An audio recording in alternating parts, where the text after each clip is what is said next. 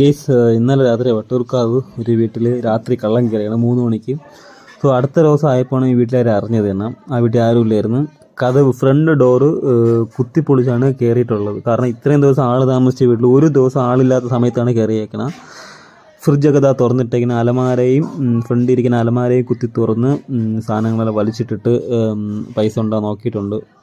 ഈ ഒരു സിറ്റുവേഷൻ അനുസരിച്ച് അറിയാമെന്നുള്ള ആരോ ആണ് പിന്നെ ഈ ഒരു വീട്ടിൽ കയറിയിട്ടുള്ളത്. ഈ വീടും ഇതിൻ്റെ ഓപ്പോസിറ്റുള്ള വീടും കയറിയിട്ടുണ്ട്. ഫുൾ അരിച്ചു പെറുക്കി 2 നില വീടാണ്.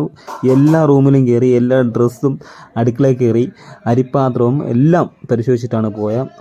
സോ അറിയാമെന്നുള്ള ആരെങ്കിലും ആയിരിക്കണം ഇങ്ങനെയൊക്കെ ചെയ്തതെന്നാണ് ഒരു വിശ്വാസം. വട്ടൂർക്കാവാണ്. ഈ വീട്ടിൽ നിന്ന് ഒരു 25 പവനും 1.5 പവനും മോഷണം പോയിട്ടുണ്ട്. സോ പോലീസ് കേസെടുത്തിട്ടുണ്ട്. ബാക്കി സിറ്റുവേഷൻസ് അറിഞ്ഞൂടാ.